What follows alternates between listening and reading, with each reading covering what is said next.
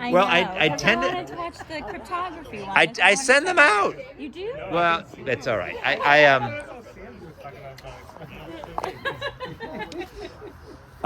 Yes, but if you're ever like, break a leg or are stuck for 12 hours in like the Finland airport and you have Wi-Fi access, you can watch all of the prior. Okay. It's on, yeah? It's all on. Hi. I'm Melissa Perry. Yay!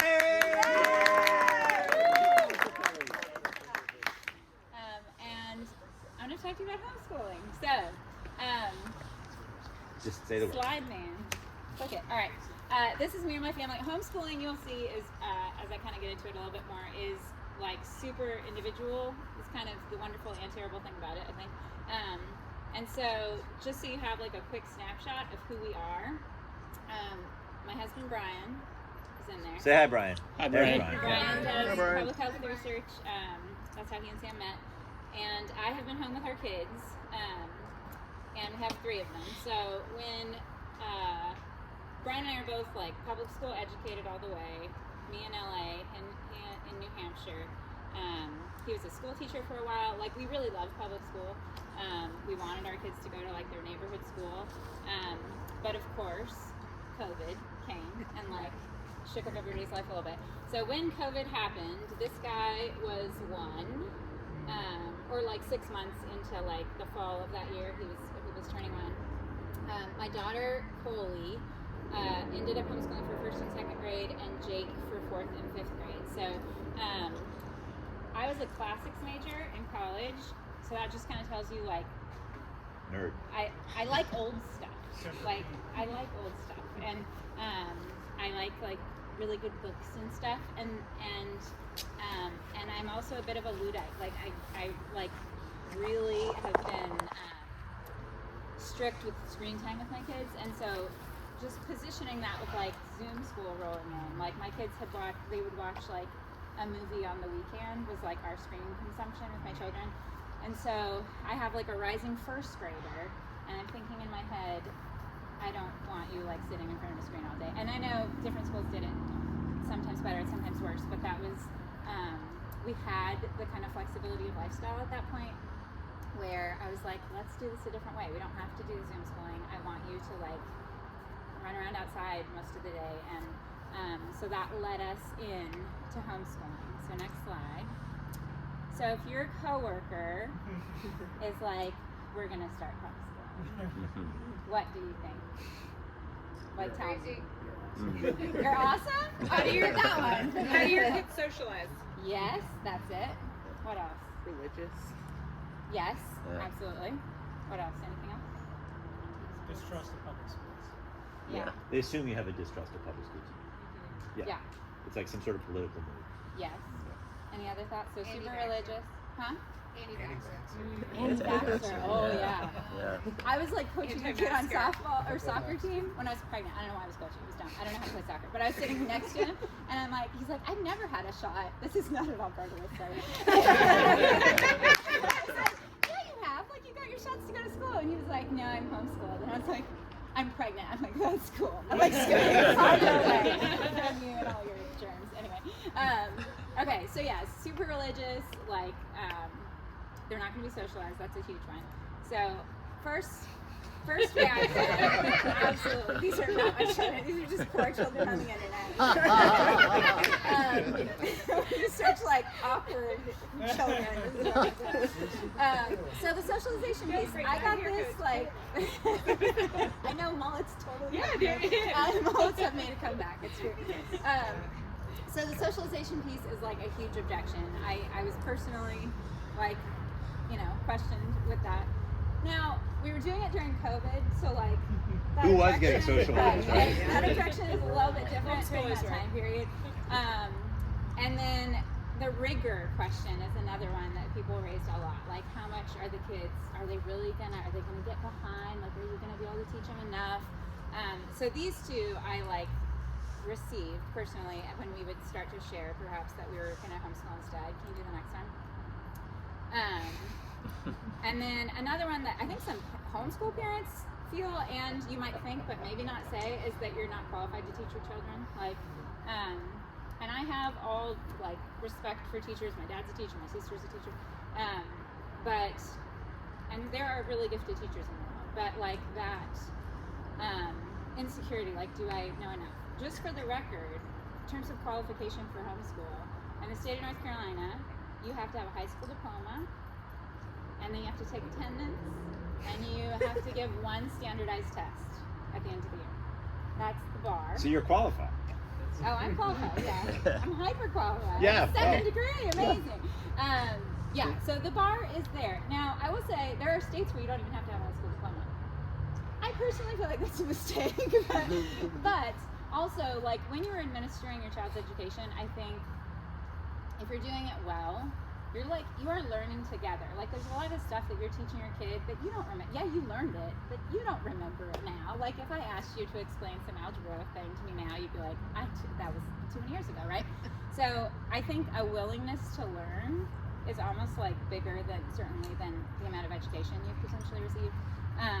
And then, yeah, the super religious thing. So full disclosure, yeah? As a former high school teacher, Yeah.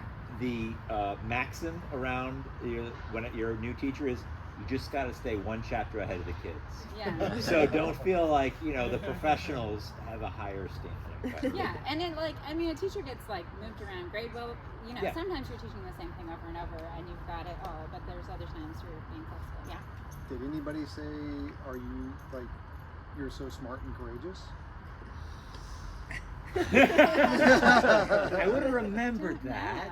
No. I mean, some people were like, that's cool, I think. It was also COVID, so how many people was I talking to? Like, my best friend, my best friend was already homeschooling for 1 year. Her kids had gone to public school, and then for various reasons they decided to she only had one school age child, so she had pulled him home already. So, and I knew some homeschool people, So I'm sure they were your answer is no. I don't think, not that I recall. We all remember bad stuff more than good stuff. Maybe somebody was nice about it. And then the super religious thing. So our family is a faith family, I will say. That being said, there's lots of pockets of homeschooling faith people who are still like, we're not simpatico, and I don't want to be mean, but so even us, like, being a family of practicing faith doesn't mean necessarily that all those spaces were comfortable for us either, I would just say. However, next slide, COVID mixed up the homeschooling demographic. So, like, most of this is just my experience, but these stats are from a Washington Post poll that was, like, fairly recent. And I'm sorry, Melissa, I think this built, but when I took it out of No, I Google- don't think this one did. Oh, okay. Yeah. So post-COVID stats, people who started homeschooling post-COVID. So that is not like, we're not talking about the overall umbrella of now homeschoolers. I'm sure it still skews way whiter and way more Republican than 60-40, 50-50. But of the people who have started homeschooling, there has been a real, like, movement and shift to being, like, a more diverse community, I will say, and people are coming at it for different reasons. So yeah, Washington Post said 60-40, which was surprising to me. I wonder if, like, that's true in North Carolina. It's also kind of hard to find good homeschooling statistics because these people tend to be, like, anti-establishment to some extent. 50-50 Democrat Republican. The people said their primary motivations for switching to homeschool were school shootings. Lester, hey. Which, guys, like, I am not an anxious person, but my kids are back in public school now. And I do think of that. I, like, tell my kids I love them and kiss them every day before they leave because school shootings is in the back of my head. Like, I'm not keeping them home for that reason, but it's in my brain. Bullying, political encroachment, moral instruction, and dissatisfaction with the school environment.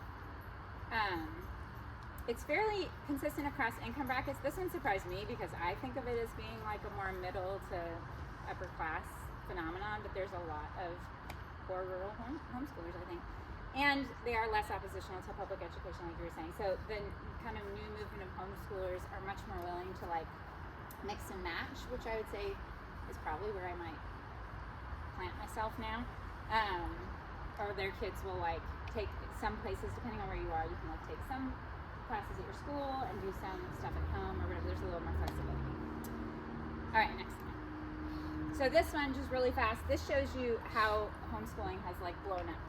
So 70s and 80s, was anyone in this crowd homeschooled? No. Okay. You guys. We're not all- freaks. Oh, sorry. So yeah, like this chart, this is like in 93,000 people in all the U.S. were homeschooled. Like a couple school years ago, it was around 3 million.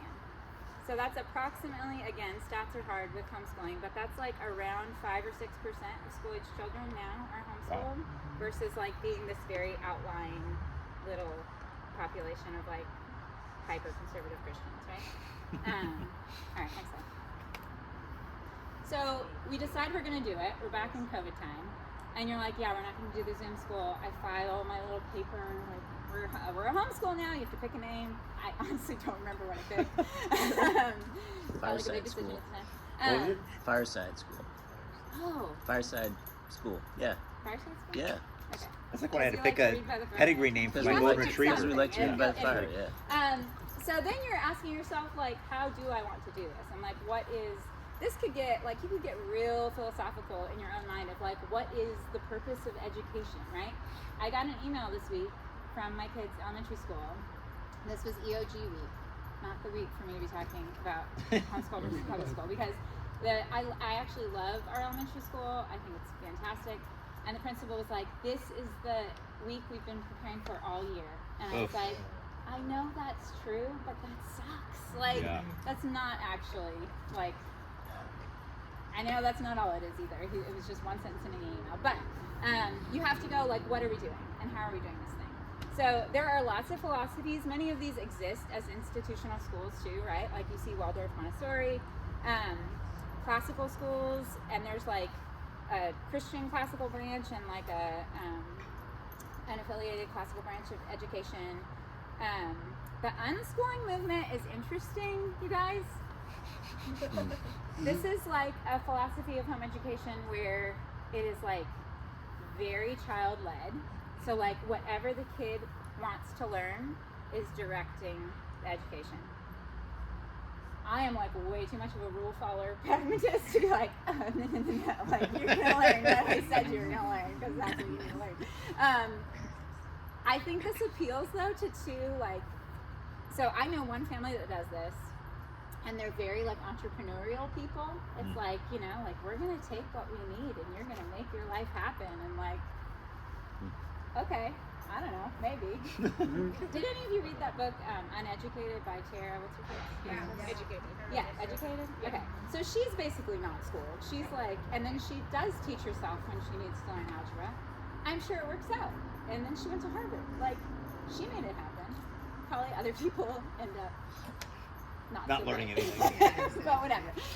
There's also a branch of unschooling that is kind of like as a social justice movement of kind of like pushing against like hierarchy and like here's a bunch of old white people that have been telling us what to learn forever, and we're going to teach our kids what we think they should be equipped to know. So there are kind of branches even within unschooling, and I will say obviously it looks totally different family to family, like what they're doing. Again, I couldn't do these, and most of these look different too as a child ages. Where we landed was with this little old lady right here, Charlotte Mason. She was a British educator in like the late 1800s, and her kind of philosophies of education have been adopted by lots of homeschooling families. Her big push is like, she was like liberal education for all, study lots of stuff, and like feed a child's mind. Like a child is like born a complete person, and you want to like give food to their little brains and have them figure out what is interesting, not just like teaching them facts, but teaching them concepts.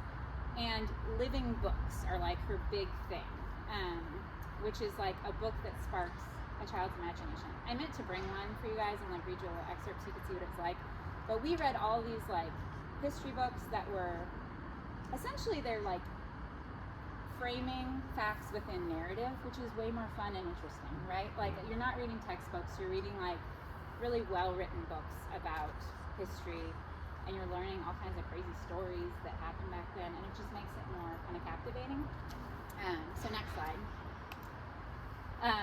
We kind of modified a Charlotte Mason curriculum for our purposes. My kids are also very much like story kids. Like they have always like audiobooks in the car all the time. They love being read to, they love reading, and so this just made sense, like for who I am and for who my kids are. So lots of literature, next thing. Kind of like, I'll give you guys like a sample of our schedule in a minute, but we did, we had a reading schedule that I modified from like an online thing that was free. So every day I was reading to them a bunch. They had independent reading that they were assigned. We did math every day, and math curriculums are cool. Again, like if you're like a homeschooler for life, you can pick these curriculums that kind of build at their own pace and they're different. I knew it might not be forever for us, and so I picked Singapore math, which is a curriculum that was developed out of like Singapore has these awesome math scores, like Singapore, and like this is their thing. They've like figured out how to teach math apparently, and so they developed a curriculum that schools, a lot of schools use Singapore math and is available to homeschoolers. So that was our curriculum we used for math. We did Spanish every day. We did copy work, which is just Charlotte Mason philosophy of like you're teaching like writing and spelling and stuff through, again, they're using like really high quality literature and they're writing out portions of it. So for my first grader, she might write like a sentence, but it's like perfect. Like they're like paying attention to like punctuation and spelling and penmanship and all these things, and they're doing it really slow, but it's a very tiny bite. And you're doing that every day. The older kids would have like longer portions, and then you would move to like dictation where you read it to them and they have to write it out with like correct punctuation and spelling and things. So it's a different like angle, right, to come at spelling and stuff. Then Brian, I am so not sporty, so it's good. I have a sporty husband, and he did PE with the kids in the morning and like moved through different like sports that they like taught them badminton and taught them frisbee and like supplemented in my weakness to be able to teach them that kind of stuff. Next. So twice a week we did like Bible stuff.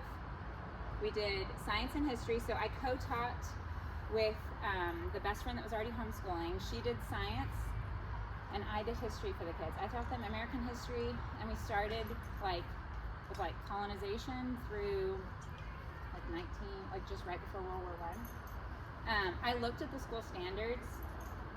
They were very low. Essentially, I taught to the older kids, and the younger kids could just like listen and absorb what they did. Like they learned all the presidents, and we created this whole crazy timeline of American history, and it was awesome.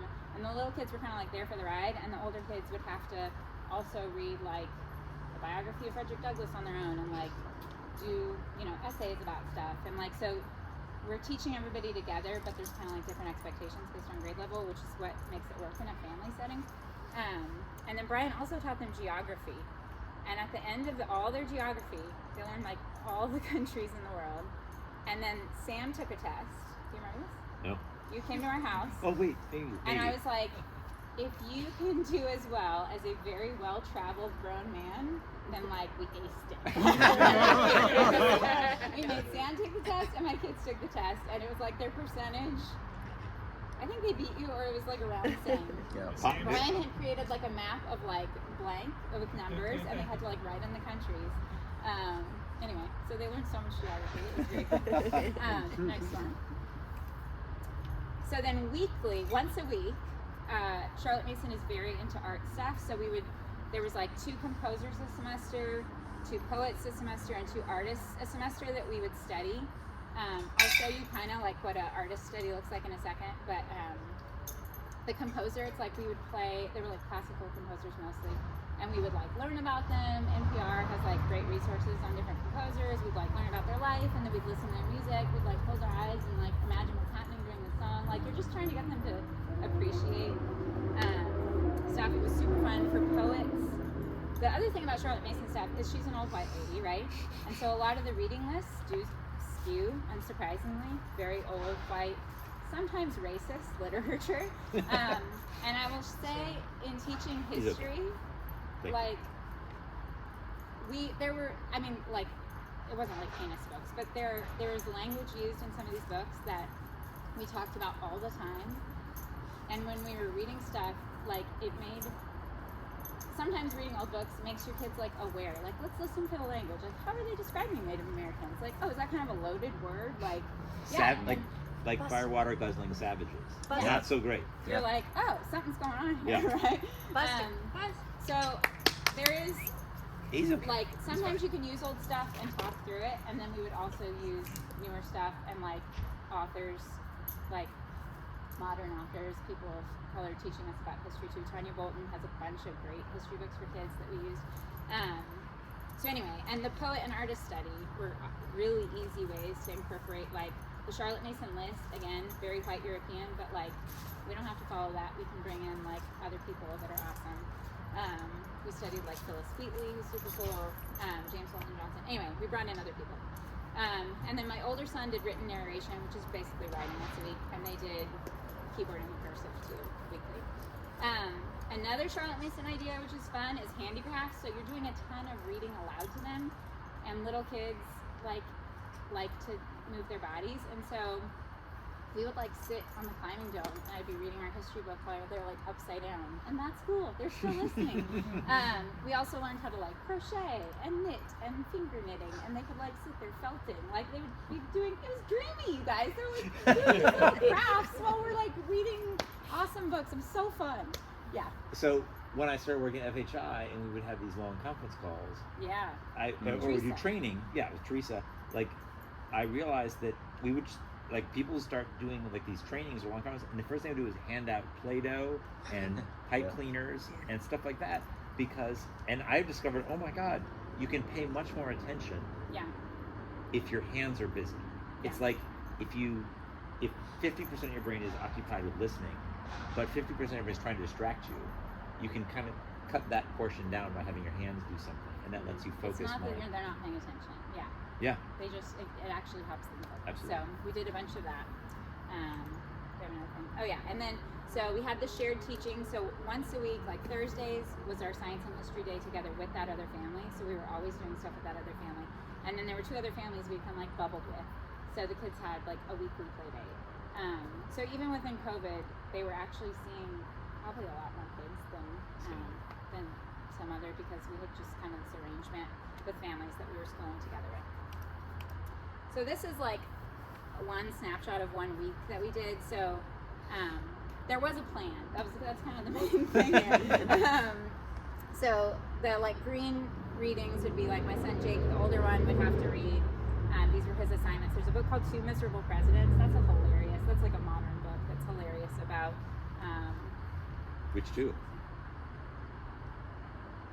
He wrote another one, George and George. That was about George Washington and King George. Okay. But that's not it.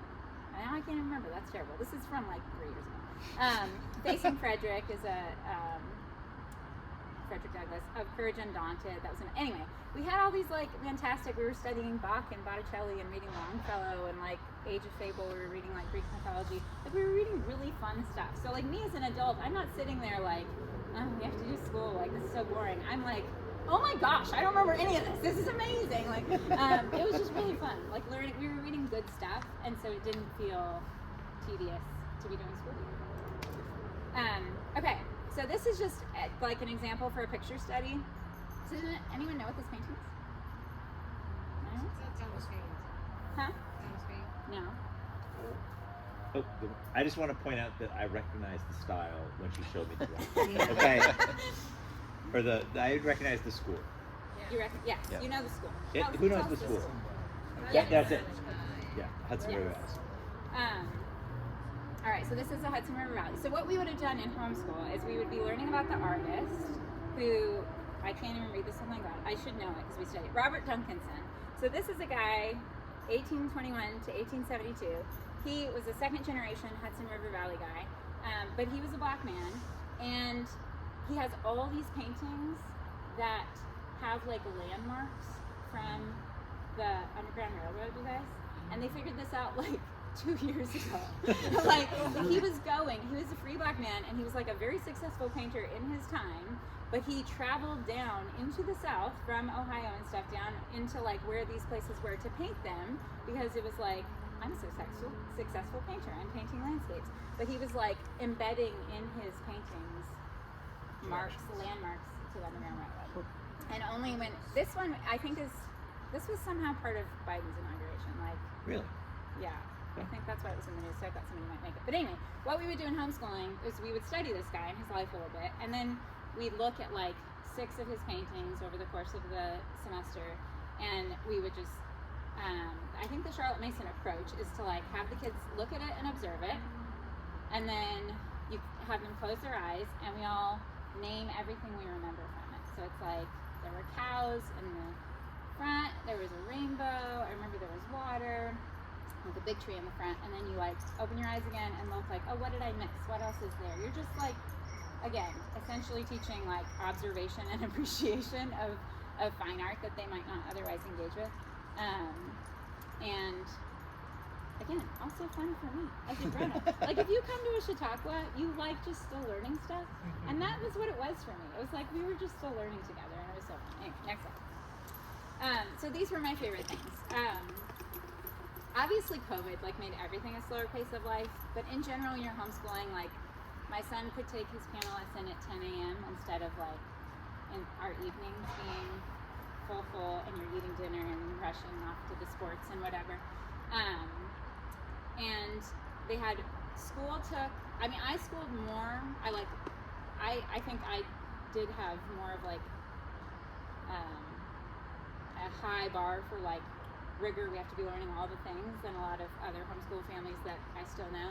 And we still were done in like 3 to 4 hours. So the rest of the day is like playing in the woods and like just reading their books they want to read that I didn't make them read and whatever.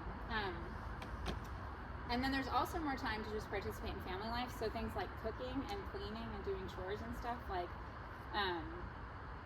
when my kids are in school all day and then they come home, they still have to help, but like it's just kind of different. Like there was way more room to be like, yes, these are your chores and you do them during the day, and they're participating in everything because they're with you all the time, which I'll get to. But like the for first and second grade, the social studies is like life. If you look at the North Carolina state curriculum, it's like stores sell things and you pay money in exchange, and you're like, this we need to teach children, but whatever. But like every homeschooling child is like doing all of those things, so you don't require a lesson on like navigating the library or whatever, because they're just doing life with you all the time.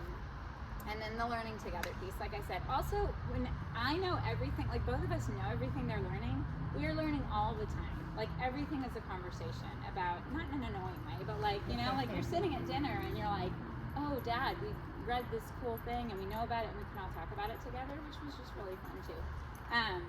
These are, the picture at the top, this thing.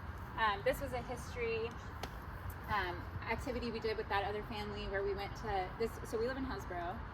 This is the fort, like the Native American fort that's in Hillsborough, and we went and I assigned each kid like resources, and they had to go and like, they had like a shopping list and they had the resources they had, and they had to like practice trading with each other, and they couldn't talk to each other because they didn't speak the same language, and so they were trying to like negotiate and barter and stuff.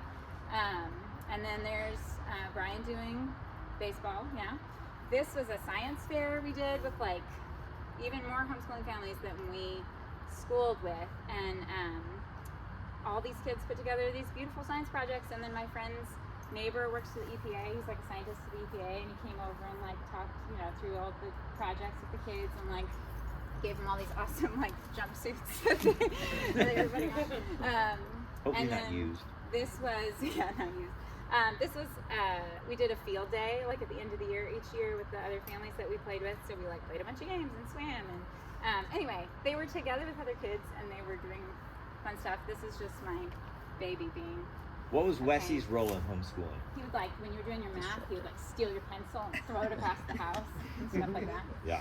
It's always going to be a disruptor in the class. Well, he makes you have to prove to yourself that you want to earn your education, because he's going to put roadblocks in your way. He was definitely putting roadblocks. So we would like do some school in the morning, like they would do their math and geography and things like that in the morning. And then we kind of had to play when it was like his high time, because he was just too disruptive. And then when he napped, we like furiously homeschooled. Dude, that's the title of your memoir. Furious Homeschooling. Which leads me to my next slide. Yeah. Furiously homeschooled. So the hard stuff, there was a lot of beauty in this life for us, but like it was nonstop with the baby in particular, like trying to like school and make it all happen. Our family system does not have grandparents or anything like that. Like there's no backup childcare. So like, how do I get a haircut, go to a doctor's appointment, things like that. Really hard to do. And then co-ops, there's a lot of, so again, we're in Hillsboro. Durham has way more resources. I was just kind of like, it was coming out of COVID, and I was kind of on the fence about like how far do you go to make, there's a co-op essentially looks lots of different ways, but there are places where you can go and just take classes. Durham Chapel Hill has one that's really in Chapel Hill that's like totally non-religious, whatever. And then there's there's a lot of them. Some of them are just like play groups, some of them go on hikes together once a week, and some of them offer like actual classes that you can drop your kid off for like to take writing on a Tuesday, and then you get a block of time. Coming out of COVID and just where we were, and with like my oldest is kind of young for his grade, but like freaky smart, and so it's hard to like find the right spot for him, kind of were things that were challenging. Lack of childcare was challenging, and then the struggle to maintain diverse relationships. So again, I grew up in LA, like not quite LA, like not poor Brentwood? LA, yeah. And so I just have great value for my kids, like getting to know all different kinds of people and people that come from different places. And our neighborhood schools do have that. Like every year, there's a bunch of people that come to my daughter's school that like just got here to America, you know, and she is great at like figuring out how to be friends when you don't speak the same language. And I think that's really beautiful. And going to first communion parties where like we are the only white people there, like I love that. I think that's so good for her. And frankly, that's like really hard to do in homeschooling, partly because people are like sectioning off into their ideologies, and it does tend to be whiter, right?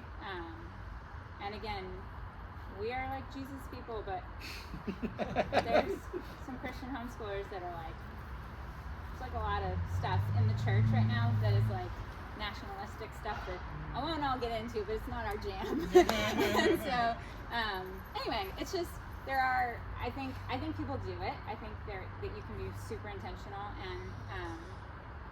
and still make sure that you're like meeting lots of different people and valuing that, but it's hard. Yeah. I'm sorry you said this, but you weren't working. I do not work, no. Yeah, I started saying, well, I like freelance for a couple years when we first had kids. And there are people where both people work and they homeschool. In my mind, after doing it, either you have like older kids that are very self-sufficient. I know people like if one person has a super flexible schedule, like a nurse or something, that have done it. But yeah, I've been home. Yeah. It would be hard. It was hard being home, and it would be really hard if you were working too. So anyway, I sent them back to school. We did it for 2 years, and we all still miss a lot about it. So I sent my son back to middle school. I used to always joke, you guys, like, I'll just homeschool for middle school because I remember middle school. Like, that was my line. And then my son was entering middle school, and I'm like, here you go! Which is ridiculous. But he's done great. They were not behind, at all. But my daughter wants to homeschool for middle school. She's in 4th grade now. And she's like, we keep talking about it. And we might. I don't know. I think every situation, like, there are challenges that are not exclusive to homeschool or public school. It can feel like the socialization piece, right? Like, are there socially awkward homeschoolers? Yeah. Have you ever gone into a public school classroom? Like, they don't, there are socially awkward people everywhere. And I think there's like, I have kids that are like very academic. Some people homeschool, and like on the one hand, you can like challenge those kids in a way that they do not necessarily get in a classroom where there's a bunch of people and the teacher just can't, you know. And I have friends with kids with lots of learning stuff, and they didn't feel like they were getting enough like support there, and so they choose to homeschool. So anyway, big takeaway: we're not all weirdos, and there's a lot of beauty, and it's just so, I think, dependent on, like, everybody's circumstance is different. It's one of those times where it's like, if somebody's homeschooling, I think it's a great chance to hear more of their story of like why they're doing it, right? there are people who should not homeschool. That being said, too, I think like when it works best, it's like people who kind of know themselves and know their kids. Like, oh, my kid is like has so much social anxiety. They need like a ton of practice. So like if we're homeschooling, they're also doing a bunch of sports and they're going to a co-op twice a week, and like they're not just sitting in their home like building a wall, right? You need to have like a realistic view, I think, of your abilities and your children's abilities to make it work well. And sometimes it doesn't, but sometimes it does. And it was really fun for us. So that's my story.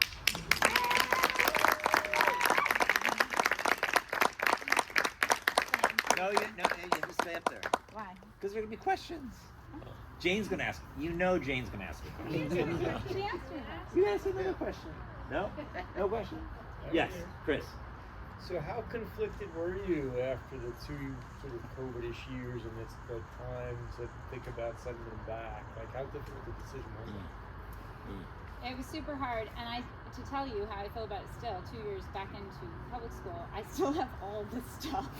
I'm like being a hoarder about it. I'm not letting go.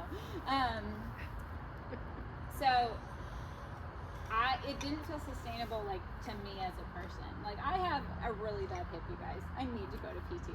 And my plan is now when my youngest goes to kindergarten in the fall, I'm like, I'm going to get to PT. Because I just can't, like, schedule-wise. I couldn't ever exercise. Part of that was, like, he was little, and that's the season.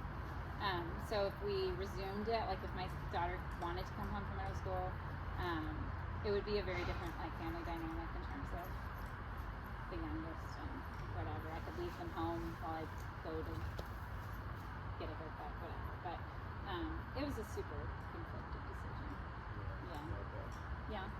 All right, so the name homeschooling has like kind of a connotation about it. Mm-hmm. Did you ever think about giving it a different name, or what was the name of your school?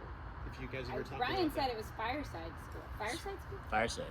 Okay. Yeah. You gotta pick something, and it has to not be taken by somebody else. I think it was just because we like reading by the fire is why we picked that. That's right. But, And so, what name would you give it then? Instead of calling it homeschool, because yeah.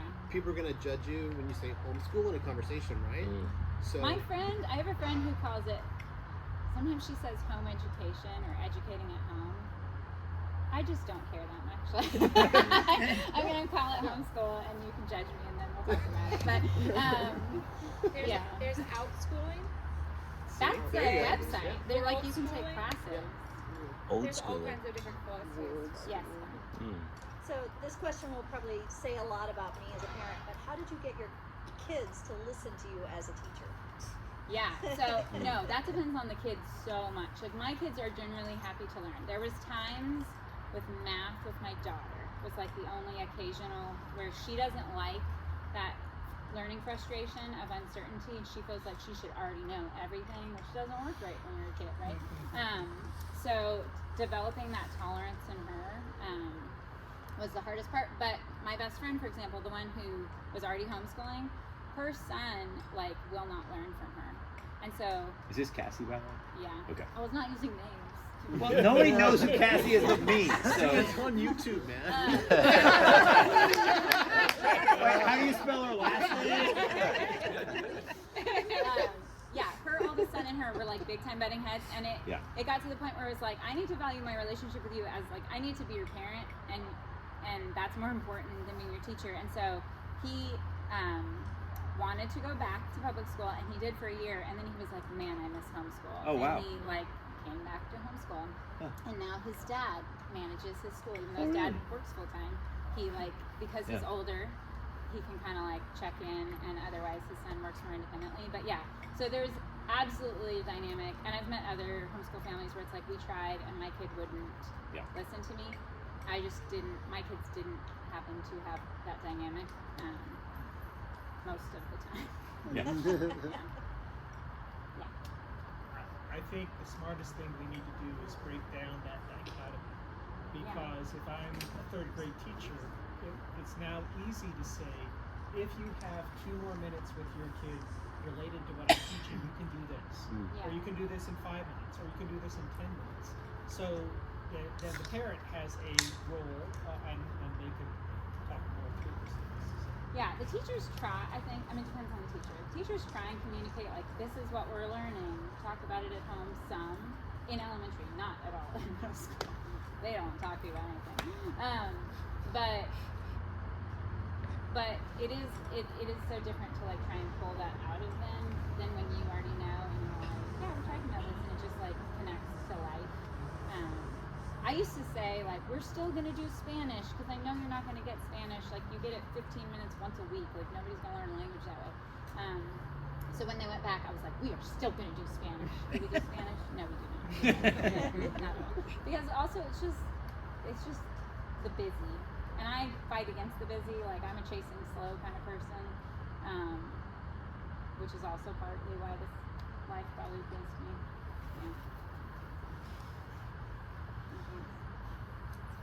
As a former teacher, I'm in awe of you doing this. Like, there's no separation, right? There's no distinction, and there's no guidance for you. You're at home with the internet and your friend. It is a achievement of really amazing proportion to me. Yeah, Thank you. I do have fun kids. You do have great kids, My but kids are fun to teach. they're great. Yeah. All right. Thanks, Tom. Yay! And to get all that done in 15 minutes of That was not 15 just minutes. amazing. Closer to 40. No, it wasn't, was it? Oh yeah. I'm so sorry. No. So just for those who have not yet presented Chautauqua, and by the way, all of you are potential Chautauquans, and I will come after you at some point. Okay, so just know that. But you know, I set the bar as like you got to get it done in 15 minutes. No one gets done. Even like. I mean, it's just pathetic, but you gotta try. You shoot for something and then it goes on. We have James Weissman's gonna go next. If people need to like get a refreshing drink, go to the bathroom, whatever, do so. We're gonna get him set up. You can kind of come and go. But James, as I said, 12 times world champion. I mean, come on. So here we go. I'm gonna. Was it 12? Is it 12? Okay, I mean, I want to make sure I don't get that number wrong. Okay, I just want to make sure the video will work. Oh, there's a video. Okay. It's like with Is the, that one? That was yeah, much will it work when you play it? With the sound. Okay, perfect. Okay. I probably won't be the best at asking you to change the slides because, Did you forget? well, just in my mind I was doing that, and I probably will forget. I'm pretty good at anticipating that stuff. Also, I cannot read my notes, so it's going to be a little more. Do you want a weight. headlamp? I might consider it. I might just even hold it in my hand and I'll use it. Yeah, last time I presented, I worked. But That was low. It's really low. talk amongst yourselves. Have a snack. Yeah. Sweet jam. Are you?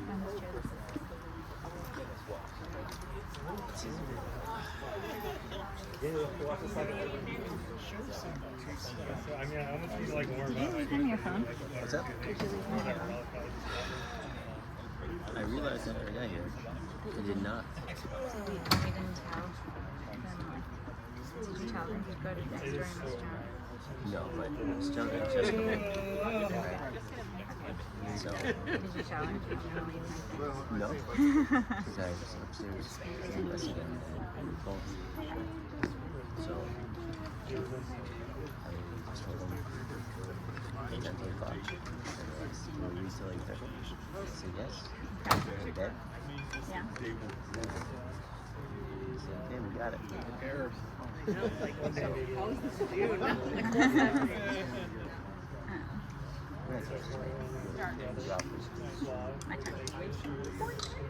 40 minutes. That's terrible. Didn't seem like it, huh? Flew right by. Oh, I took a ginger ale. I just want a seltzer. Well, okay. I don't want ginger ale. You like ginger ale? I love ginger. Yeah, I. Well, I wasn't but I got a beer. What kind of beer? It's Porch Rock. I would probably do ginger. It's like, well, what's the secret next thing? And then once you're past that stage, you're Great. No, my it's like one of those cousin things. and his Oh, wife, yeah. they homeschool their two daughters, and their daughters are at graduate. Actually, I just got a high school announcement, graduation up to college. But, and our family is a family, but not. It doesn't drive everything. So I empathize with your perspective, or the way that you couch it.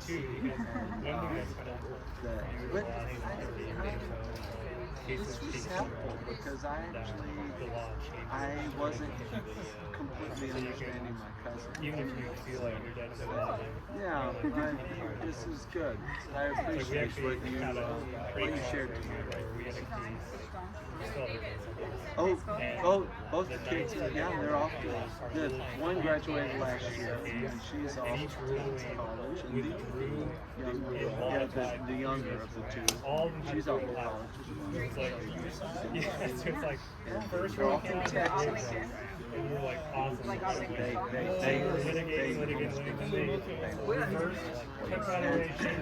what concerned me for so long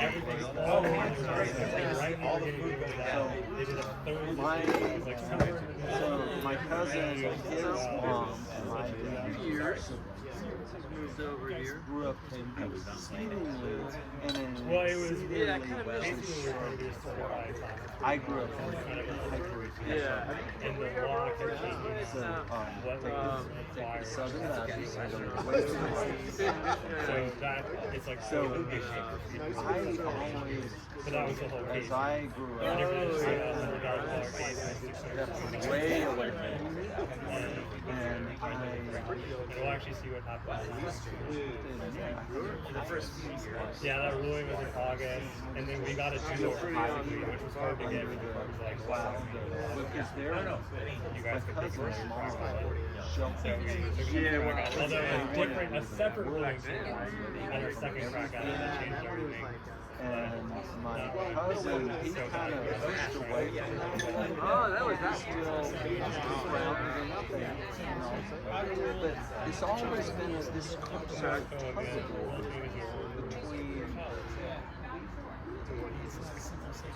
You need to step into the real world while maintaining Especially the mediation thing. We do a lot of mediation. I have to admit, $1 to $2 million. It sounds like a lot, but it's actually basically nothing. I think that I This was probably day of mediation costs judging and if we're fighting over like the last 50 grand of this, and we don't settle over that, now we're gonna litigate like millions of dollars. a little too much that was over-judging. And you would think that would be impossible. Yeah, and it was refreshing that you mentioned. And I always feel like I'm the one who's crazy. Yeah, we might be like the losers, but this is the best absolute relative. Supporting our neighbor and kind of make them like separate them. Yeah. People and there's people but I think that's weird. Like a very No, I think that was, I find that as a person of faith, but also as a person who loves Texas. Yeah. So I'm the first generation to leave Texas since the 1830s in my family. Super conservative family, but I'm looking. I appreciate meeting other families of faith who can find that balance of understanding with our evangelical, maybe our evangelical familial roots are from, but we're able to reconcile that with our appreciation of Yeah, I mean, like it is wild to think of for you to be at federal grants, the most powerful people and the most powerful people, and retiring I would to probably, do I guess. like very, like in my mind, super lowly. Not because it's like Horrifying. It's just like exactly. And part of it's like the Trump. Yeah, I mean, it's not even that's it all got wrapped up, and you're like, how could it I'm like, this is such a petty thing. Exactly. I had a long I guess you conversation. know. So I'm a PK. Yeah. So and I had a long conversation with my dad today about Donald Trump. Like over an hour. It is hard because he's trying. Because my brother, my 11-year-old older brother, is a hardcore Mac. Lives in San Antonio. I'm on the other edge, but we're both devout Christians. Perspectives on what it is to live a life of faith. So, I guess all I'm sorry, I'm stealing your time, but it was refreshing to see someone like yourself and your husband who are raising your children in an environment of faith and homeschooling that is very different from my biased perspective of homeschooling. I know that's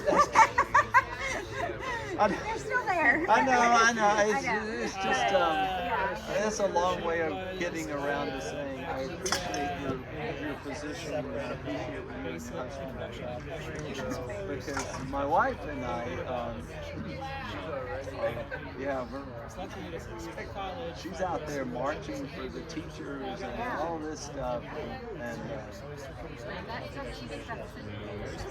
it's really like I'm the crazy liberal in my family, but I don't think I'm that crazy because I still have a strong grounding in faith and patriotism and all the things that you guys do. Anyway, I loved what you guys were doing. This was great. So anyway, I appreciate it. Oh, I'm Kenneth. Hi. I'm Melissa. Right. Well, I live about 3 blocks over. My wife, Karen, she's the lady in the dress right here. Karen and Sam worked together for several years. Okay. Yeah. Did you ever work in that? I don't know. Oh, are you? Brian Did you work at? He was at Duke now. My wife, Potter. Oh yeah. Oh, she was. Yeah. Oh, y'all work together. That's Right. small world. That's how we I met bet she him. doesn't remember my name though. Yeah, I remember. Okay, so she left FHI a while ago, but Okay. Where is she now? Still in public health? she in global health, whatever they call it, but she's with Intra Health. Oh, yeah. Is that Steve? Yeah. Steve. Went there, but now, yeah. Okay. So that's how I actually. It's convoluted. It was a pretty charmed life at that It's time. a second marriage for both of them. I knew Sam through Sam's science family. Oh yeah. Yeah, so the You mean when you taught science?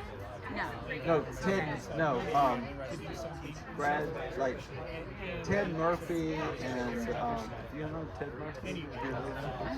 You know Dominic Shattuck? Oh, yeah. We know So, Dominic. Dominic's memorable. You can't effing forget. So Dom and a very dear friend of mine, Ted Murphy, they were all like science geeks. Yeah.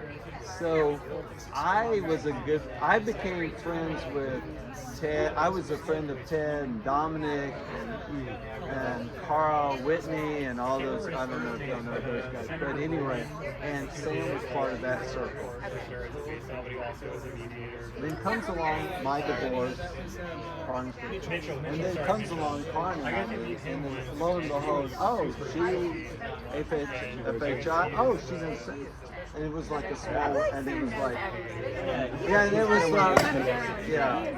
And so it was like, oh, wow, our circles are really intertwined, and so here we are, married 9 years now. So, Right. yeah. You still keep up with Dom? A little bit, yeah. They're up in D.C., yeah. He teaches at Georgetown. Yeah. Still goes off to Africa, I think. Yeah. So Dominic and Karen used to go to Africa. She's been to Africa a gazillion times. So they spent tons of time in Africa. Okay, And let us continue. small world. You still travel that? No, her kids came along and she decided that living life on the edge in developing countries in that kind of world was, yeah, it was a bit more than she wanted. Oh, did you? That Sam made for us. Yeah. You missed like you missed too much. Oh, I forgot to turn this off. Yeah. Well, y'all God. should. You recorded all of this. Yeah. Well, that's all right. I know how to edit. Yeah, it's been a bit since I think we. Okay, folks, still that's in a working minute with or so. We're going to get started with James's presentation so we can be done before midnight. Yeah. Just got to That's how we do it. Yeah. Very nice to meet you, and very nice. I enjoyed the. Yeah, I heard. Oh, you heard? Yeah, I'm yeah. glad. Yeah, very much. So, thank you. So, this is her Jenny. Yes, I do. It is on the table. Anybody wants bug spray? See Jane. I brought my own towelettes. Oh, that's a smart. The beer sprayed or these white That's a good idea because I'm full of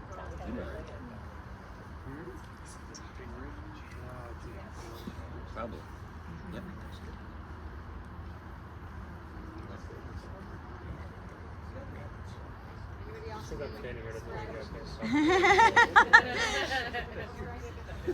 We're just waiting. Just do a cloud. Silent information.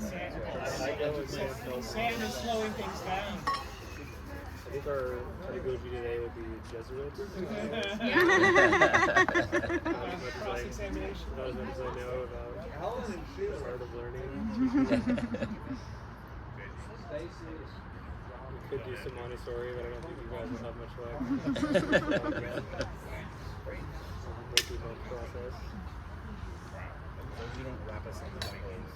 That's right. Ruler. No, I'm bringing that back actually. You got the rule and the ruler.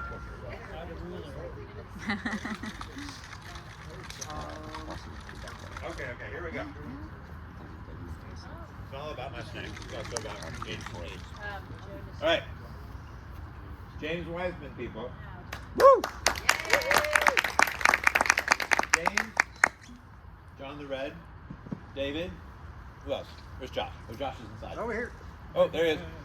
We are all united because we play Ultimate Frisbee, which I think anyone not know what Ultimate Frisbee is?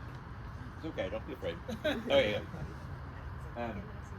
But when we play Ultimate Frisbee, James does all these crazy things. It's like, what the frick just happened? It's like, what did you just do with a Frisbee? And that's because he's the 12 times world champion at freestyle Frisbee. So he's going to tell us how to rule. Or at least how to make rules. James, please, take it away. Thank you, Sam. So as Sam said, we are going to talk about how to rule, or at least how we make rules. And in particular, I'm going to tell you a little bit about my experience designing a competitive format for the sport of freestyle disc. So Sam, you go to the next slide. Wait, I have to put you in presentation mode. I've just been told. Is it still recording? Yeah. You recorded the whole interview? Shut up. Yes, it is. So if I did most other major sports, you could get right to the point, but I'm sure some of you have at least one obvious question. What is freestyle disc? So Sam, if you go to the next slide. I will. This is a little bit easier to show than tell. So here's a video of freestyle. So in its pure default state, it's a form of play. All the players here are just improvising their choreography in real time. We refer to playing in freestyle as jamming, just like musicians use it. And really, the only guiding principle is to have fun. That was James just doing that with his foot, just so you know. He does this at Forest Hills Park. Wasn't it? I'm in the white. Yeah. Jake Gothier in the blue. These are all top tier freestylers in this video. So Oregon? Where are you? This is a beach in either Washington or Oregon. There's a beach weekend every year where top players go to one of these beaches because they have huge amounts of hard packed sand and really good wind, which is super important for freestyle. So take yourself back to the 60s and 70s when disc sports are starting to be codified, and imagine that you want to turn this into some kind of competitive sport. How would you do that? Oh, sorry. You're good. Oh, Sam. No, everyone look away. Well, Sam beat me to the punch. Oh no. Close the eyes. Hold on. You think that would help. Go back to where you were, James. I am so sorry. No worries, no worries. So my first proposition of the day is that if you're going to turn anything into a sport, but especially freestyle frisbee, the thing you have to do is you have to make rules. Because any competition is really just a series of rules. Whether it's gymnastics, basketball, or track, rules are the building block of every single sport. So let's ask a very fundamental question, which I'll ask you all today. What is a rule? How would you define it? What are some examples of rule? What do you think of when you think of a rule?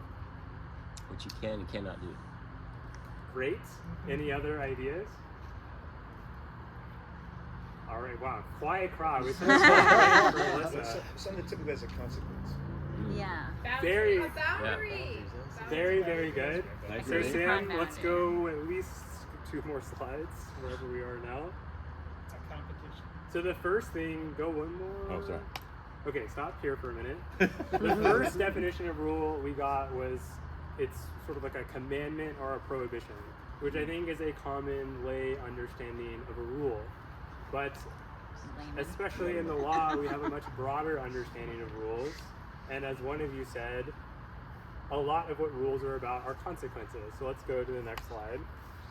So the definition I have for a rule today is that a rule is a proposition that can be applied to a factual situation to determine its consequences. That sounds super wordy, legalese, jargon, but it's actually very simple. A rule tells us the consequences of something that happens in the real world. So let's start with a simple example of a rule that I think most people here will be familiar with. The 2-point shot in the NBA. Sam, don't go to the next slide. Not doing it. So most everyone here knows that if you are playing basketball and you shoot the ball into the hoop within the 3-point line, you get 2 points. How do we know this? Sam, next slide. If you looked at the NBA official rulebook, as I have, and you looked at rule number 5, section 1B, you would learn that a successful field goal attempt from the area on or inside the 3-point field goal line shall count as 2 points. Going to our definition of rule, we have a consequence. A team scores 2 points applied to a fact pattern, a successful field goal attempt. So this is not a prohibition or a commandment like we talked about before. It doesn't tell you you have to score 2 points. It simply tells you the consequences of a successful field goal attempt. So let's go back to our fundamental question. So Sam, go to the next slide. How do we turn freestyle into a competitive format? And given that y'all are all, relatively speaking, freestyle experts, having seen about 1 minute of footage, I will ask y'all the very general question, knowing what you know now, how would you try to turn that into a competitive format? Any ideas? And if you know, keep it to yourself. Like your NBA example, you give certain factual situations and points. That's a great idea. Any other ideas?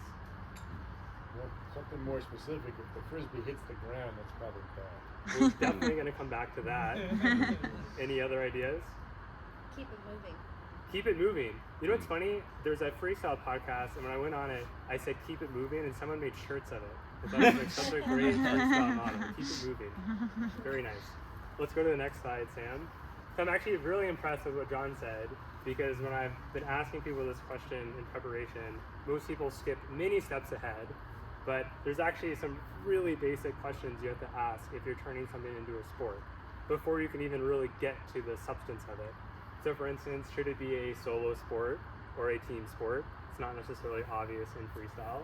If it's a team sport, how big should the teams be? We saw a video with 6 or 7 people, but you might have 2 or you might have 15. Going sort of to what John said, is it going to be an objective-based or a subjective-based competitive format? An objective-based would be most major sports, baseball, basketball, football.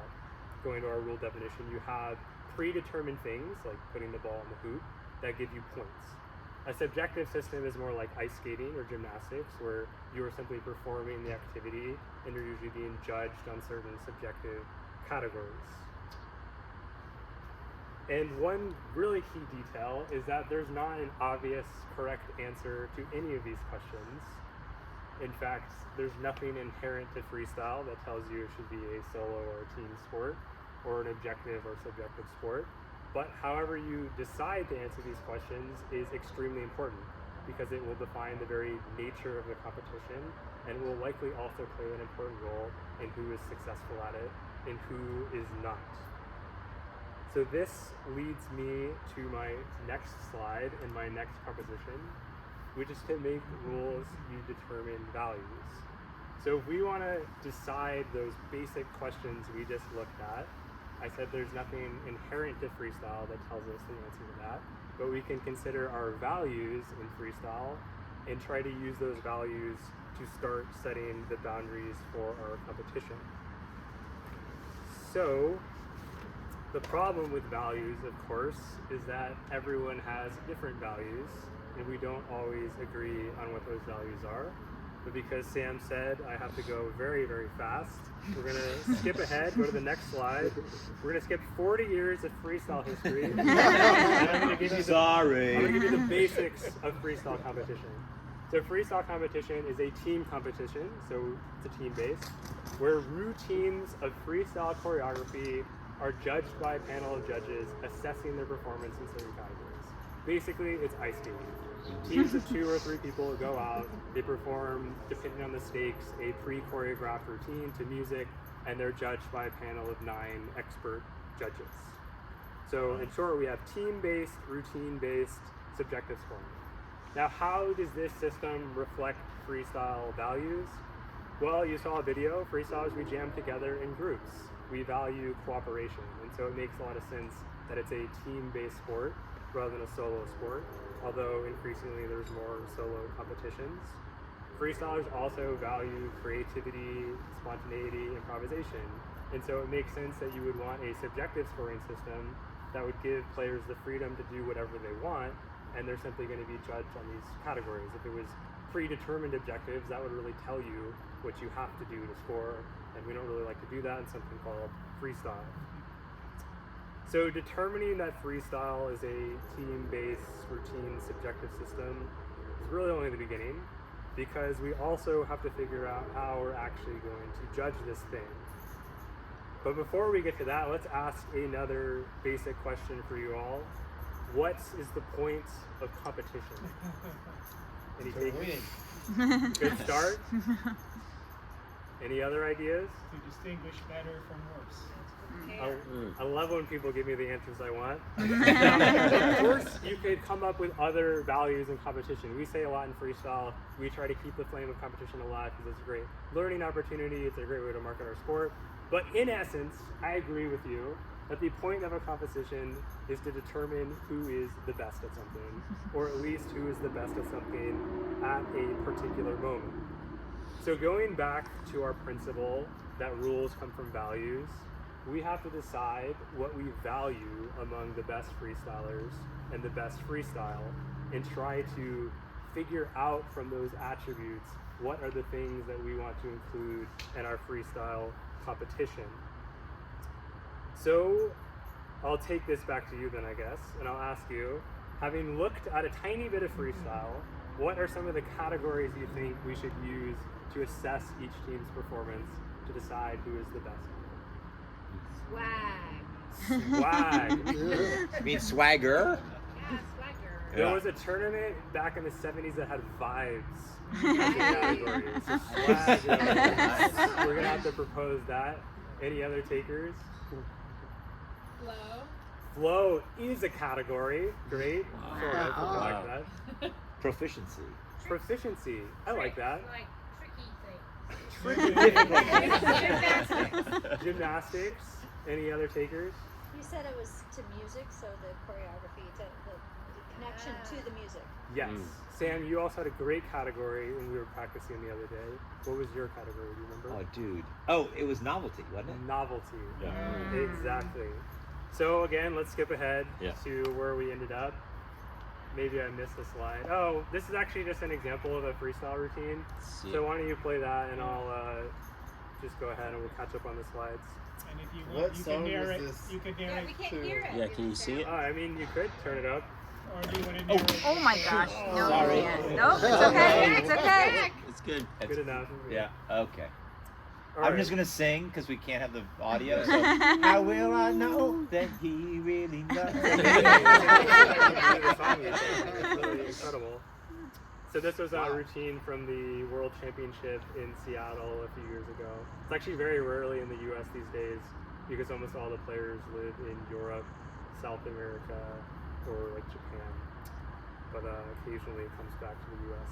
Are they spinning the whole time? How Or are they you- sometimes catching Oh, it? yeah, and they're just there it ripping is. Yeah. So when you see it there, the disc is spinning, and then usually when we catch is when the disc will stop spinning. And then And you brush it, and it keeps spinning. that's a But John, all I'm the glad other you're times- picking Look up at you with the lingo, John. I didn't know you had that in you. And there. Is use of space another like category that you might have? That's actually a common thing I tell newer players when they're working on their routines, that they should really think about using space, because it's really easy for me to stand here and Sam to stand there and just go back and forth. But ideally you want to sometimes be very close together, sometimes get far apart, and really like try to use all the fields here. I think you need some sparkly outfits. Yeah, watch some of those ABBA videos from '79. Stylish. I was curious about the socks up to the knees. It's important. Well, Sam assigned their. Yeah. Yeah. Nicely done. Y'all are really hitting on No, all they're the not things. white. The long socks. Sam. This is These the first people time I are ever wore cooler long than all socks of because my y'all, partner, so- who's Iranian-born German in this video, he really wanted to wear long socks as some homage to something. But then I wore long socks for like 4 or 5 years until one of my best friends came up to me and he said, "We really need to talk about the socks." For the last couple of years, I had to get rid of all my long socks. Mistake.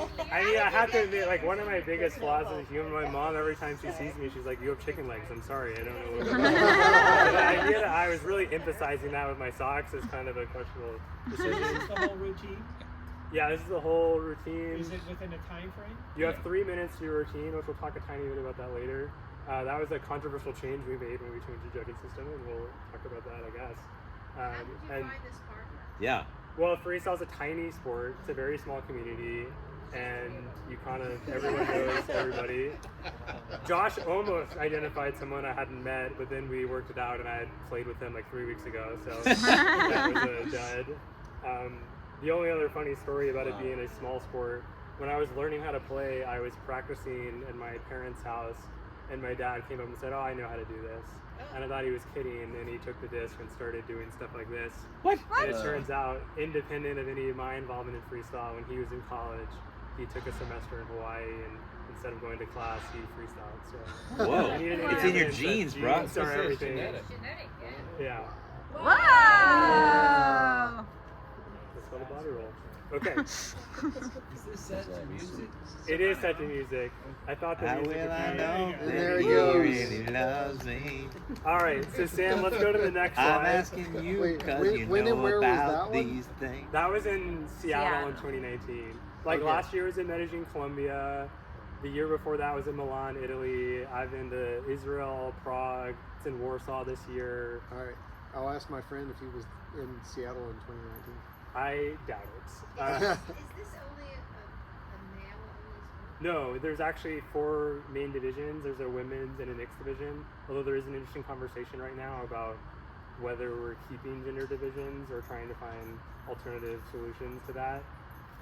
There actually are a lot of new women in the sport, and it's probably our They're pulled in by the socks. demographic. Definitely. I know how it The is. argument for keeping the genders separate. Well, that was all decided in 1980. I wasn't really a part of that.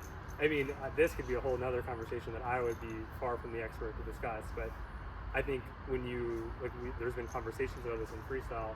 I think when you're trying to decide what to do with gender divisions in a sport, at least one point of conversation is what you think the relative strengths or weaknesses of like some standard form of each gender are, and like whether there's some kind of competitive advantage or disadvantage to them. And in freestyle, that's not the most obvious. Not the most obvious answer to that question. Like strength isn't necessarily a big component to freestyle, which is at least one thing that people cite for other sports. However, we throw it basically like baseball pitchers. It's like throwing a 100-mile-per-hour fastball. It's very intense and hard, and definitely like the people who are best at throwing are twice as big as me, so that can be a little bit of a disadvantage. But otherwise, I think one of the best freestylers of all time is Lisa Hundricks, and she won like an unholy number of world titles. I don't think she ever More than won 12? More than 12. Oh.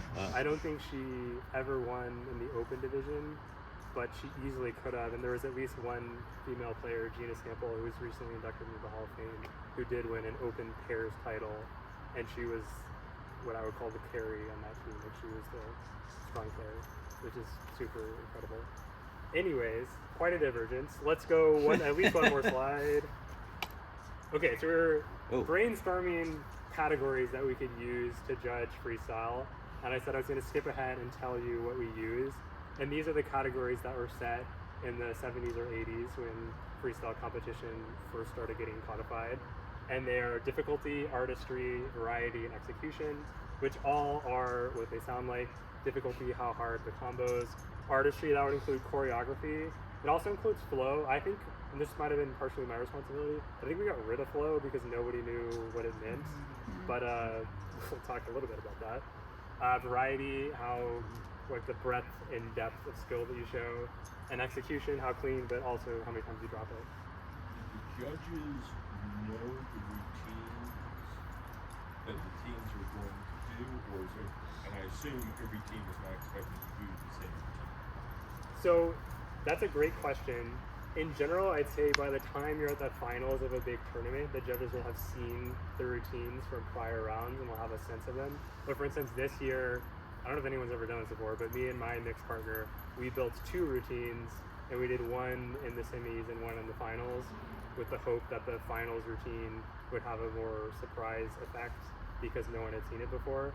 But unlike other sports like gymnastics or ice skating, that concept of, for instance, presenting a paper copied routine to the judges for them to assess how much we diverge from it is very foreign, because in freestyle, this thing is very volatile and nothing of what you plan will go exactly as you plan it. So there's a ton of improvisation going on during freestyle competition.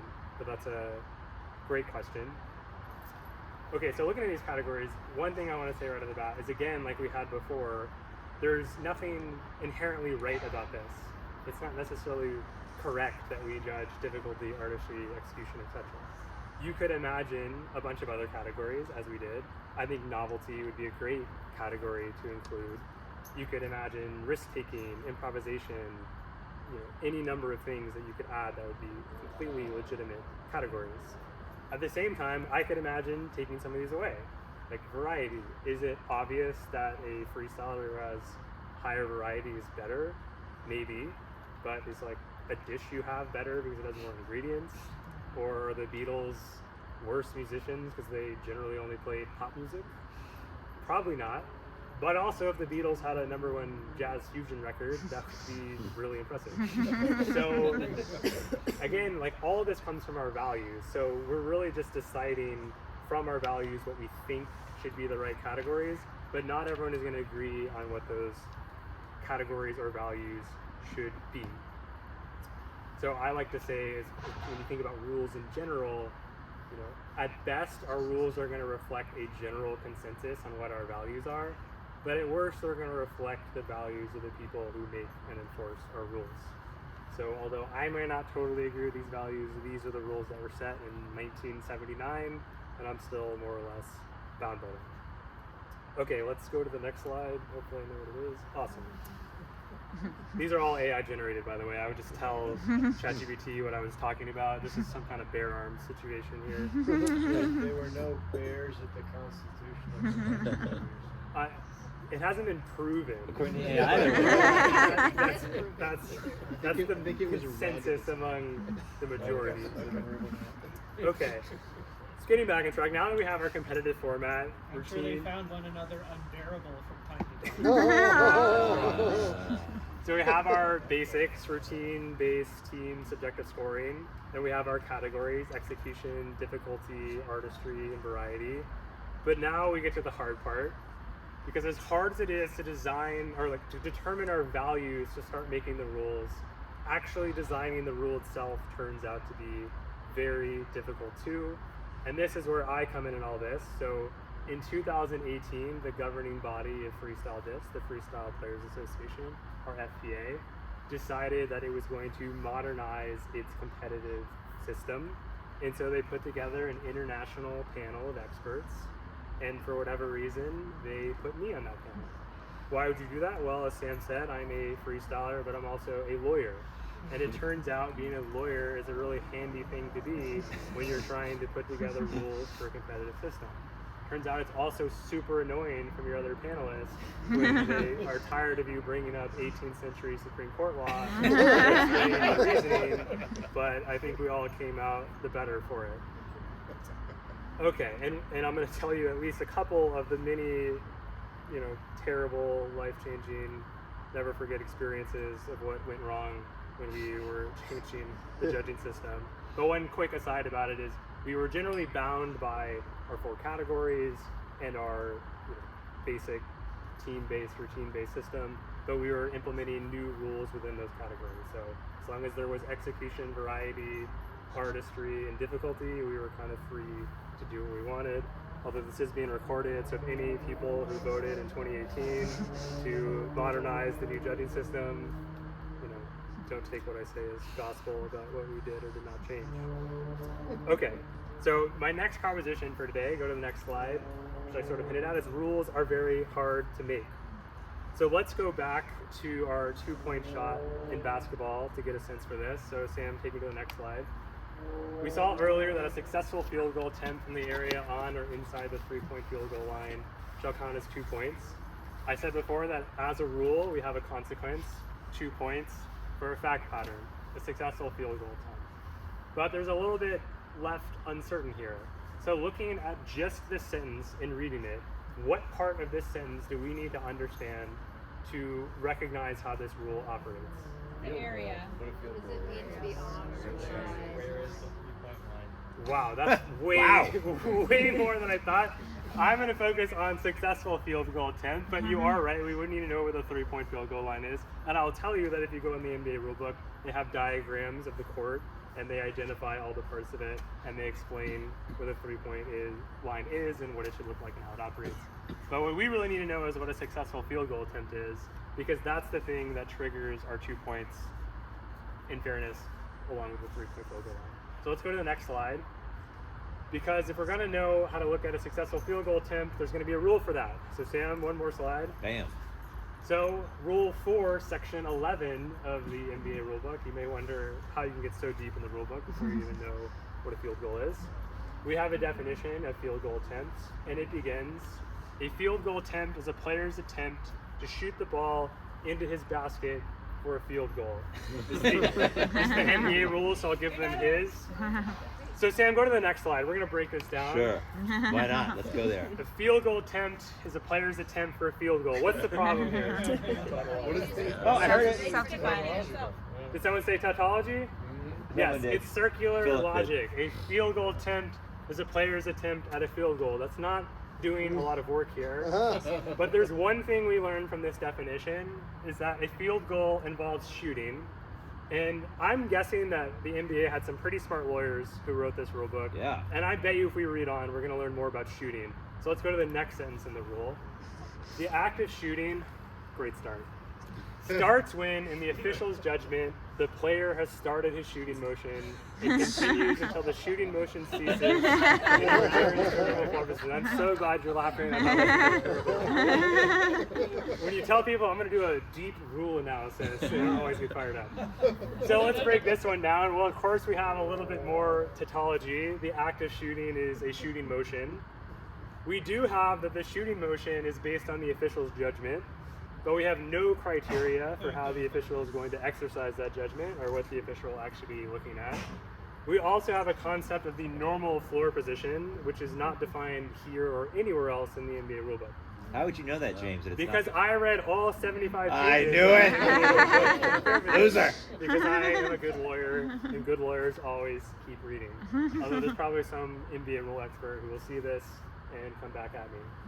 But let's keep going, because there's even more to this rule, and let's see if we get any more clarity. So Sam, take me to do one more for me. So if we learned anything before, it's that a field goal involves something called shooting. But when we look at the next section of field goal, it tells us that the term field goal attempt is also used to include the flight of the ball until it becomes dead, whatever that means, or is touched by a player. Take me to the next slide, Sam. We're going there. So I thought that the one thing I learned about a field goal attempt is that it involves shooting. But in the very next section of the rule, they tell me that a field goal doesn't need shooting at all. All it needs is the ball to be in the air, which to me, as a lay basketball fan, seems to cover a lot of situations. So honestly, I'm not sure we got much clarity here. And if you think these ambiguities are resolved elsewhere, I promise you they're not. Sam, go to the next slide. This is the whole rule. There's even more nonsense that makes absolutely no sense. But, you know, let's get out of this basketball world. I'm not a basketball player. This is too hard for me. Take me to the next slide here, Sam. Okay.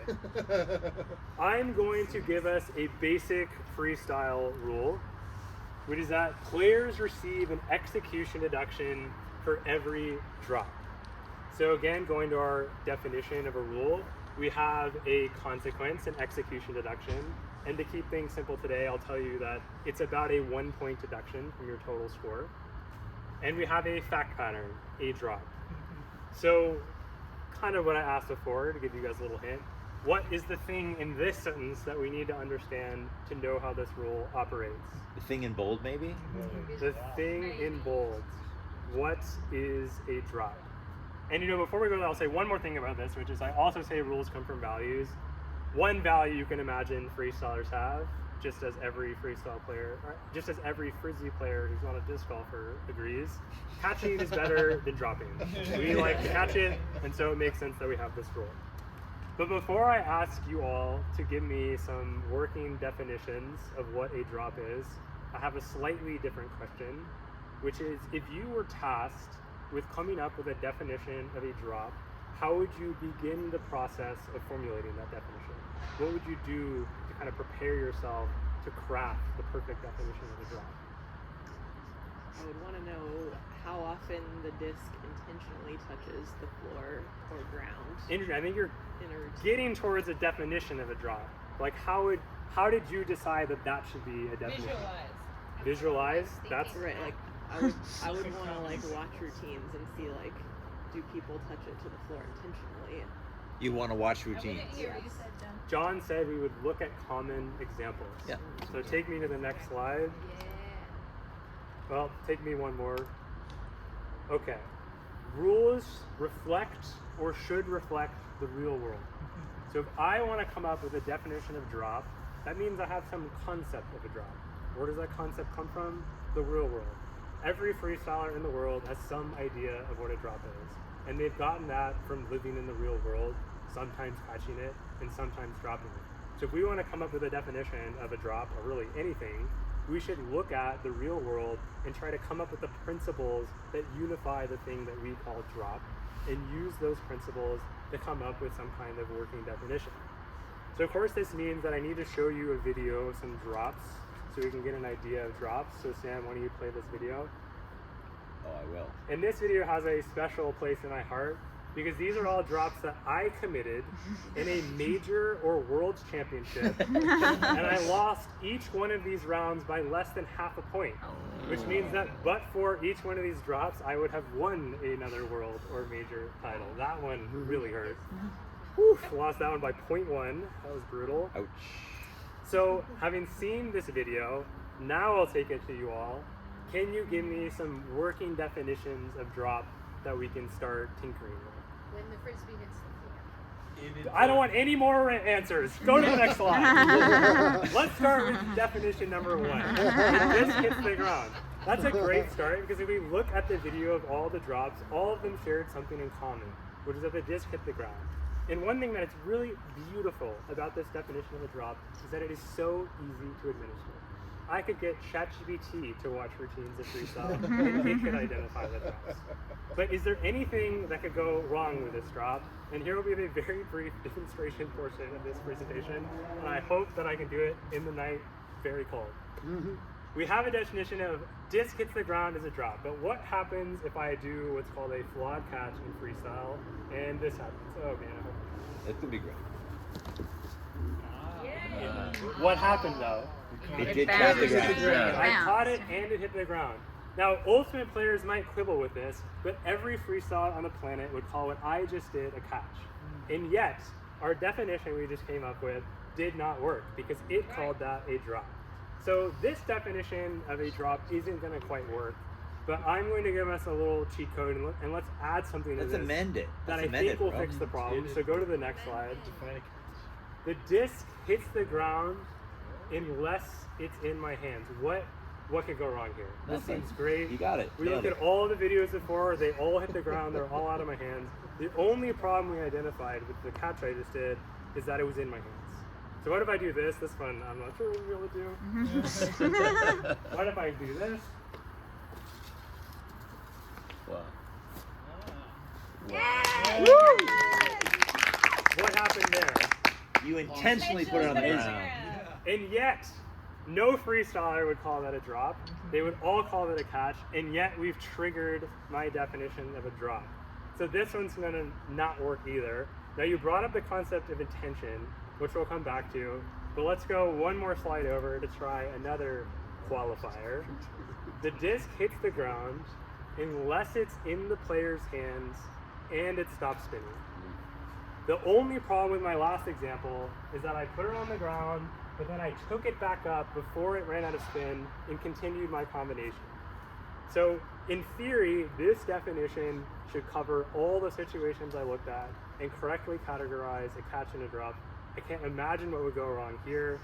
Let's say I try this one. I'll never do this move. And imagine I caught it a hair lower. In that situation, the disc would hit the ground, not be in my hands, and it would have stopped spinning, but every freestyler in the world would call that a catch. Now, I will pause now for the intentionality idea. You could come up with a definition of a drop that has some kind of intention, control, purpose component. But does anyone know what the problem with adding that to the definition would cause? Subjective. The subjectivity of intention. Not only subjective, I'll go further and say you're just moving the problem. First, we had a problem trying to figure out what a drop is. Now we have to figure out what intention, purpose, etc. are. So I'm going to propose a fourth definition. Sam, why don't you go to the next slide? I know it when I see it. Wait, pause and ask if anybody knows with a jurist. Does anyone know who the picture is? Oh. Does anyone know the story behind this quote? Yes. You said it. Okay. Pornography? Yeah. Who said it? Maplethorpe? No. But you're what's the category? Obscenity. Yeah. Very good. Super overeducated crowd here.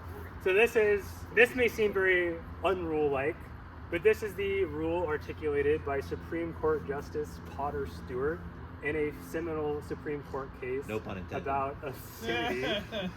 And he used this rule to describe his test for whether something was hardcore pornography. And if it's good enough for a Supreme Court justice, it's good enough for me.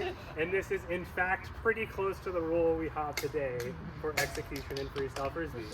Thank you, Potter Stewart. We tell our execution judges, Thank you, pornography. we tell them, imagine the quintessential drop in your head. That's a 1-point deduction. If what you see in the real world is worse than that, give it a worse deduction. If it is better than that, give it a better or lesser deduction. So this leads me, in case I miss anything, to my next topic. Sam, why don't you go to the next slide? Rules must balance the trade-offs between clarity and flexibility. So the first rule we looked at is what I would call a bright line rule.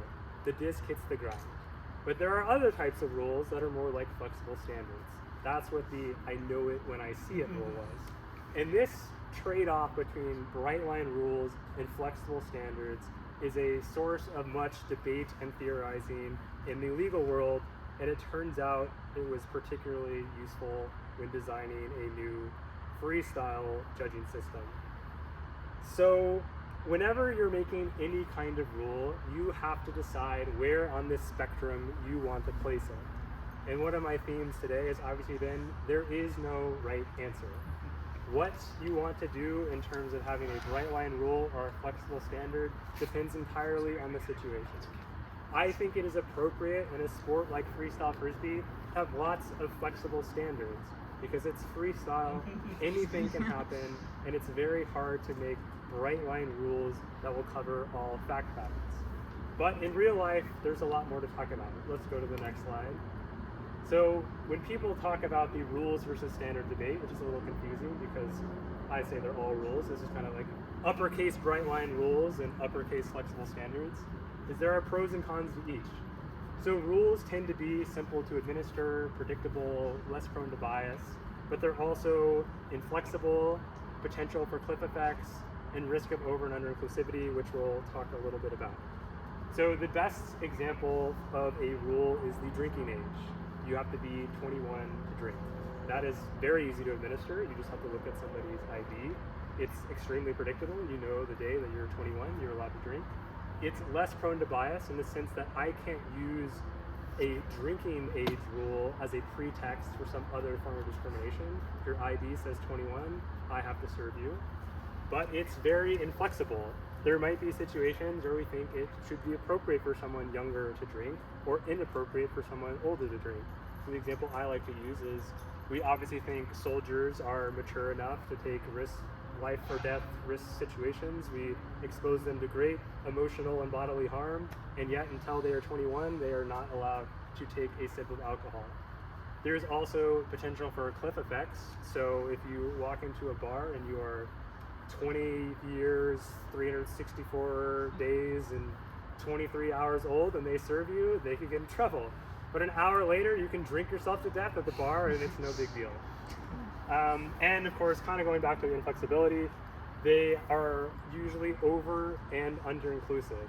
So they would be over inclusive because I always mix up which is which. I'll probably do it right now. Fix it in your head.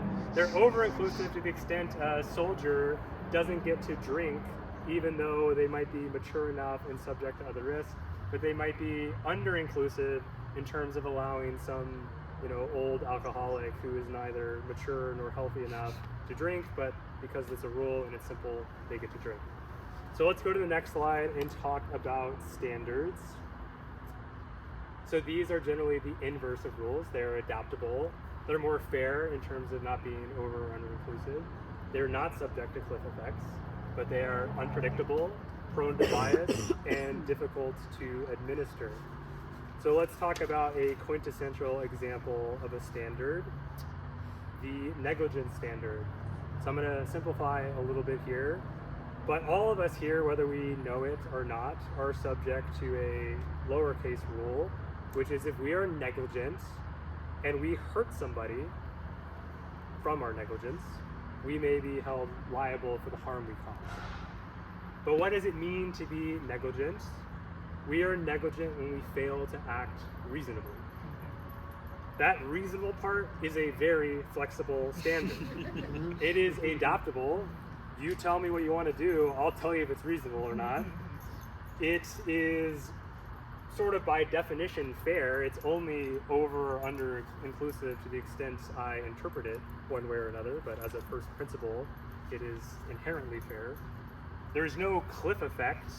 It's not like the speed limit. I mean, if the speed limit were be reasonable, you wouldn't be like, well, I'm going 60, so I'm fine, but if I'm going 61, I'm not fine. But it's also unpredictable. Going back to our negligence standard, you want to build a campfire next to your hay bale, is that reasonable? Maybe. What's the weather like? It's prone to bias. This is probably the most important thing. If the speed limit were be reasonable, do you think the police would apply that equally to all kinds of people? Probably not. And one little point I always like to make about that is that standards put a lot more pressure and trust in our rule enforcers, whereas rules are much more objective and you don't have to worry so much about bias. And of course, standards are also much more difficult to administer. Think of how busy our traffic courts are today when there's clear speed limits. Imagine how busy the traffic court would be if you were getting ticketed for driving unreasonably. So now let's talk about some real world examples that I like. So in 1972, the Supreme Court was confronted with a local ordinance that criminalized, among other things, habitual loafing or wandering or strolling around from place to place without any lawful purpose. Several individuals were charged under this local ordinance, and they challenged it as unconstitutional. So my first question, is this a bright line rule or a flexible standard? Standard. Flexible standard. And what problem do you think these individuals had who were charged under this rule? What do you think their complaint was about? Bias.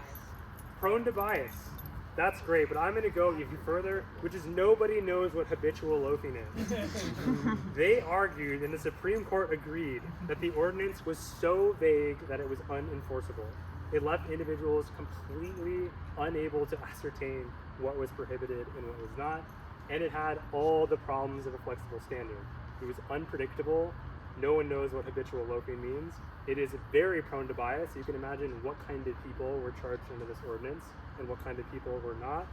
And of course, that means it was very discriminatory. So we'll call that example, that's the Papa Cristo case, a point for rules and against standards.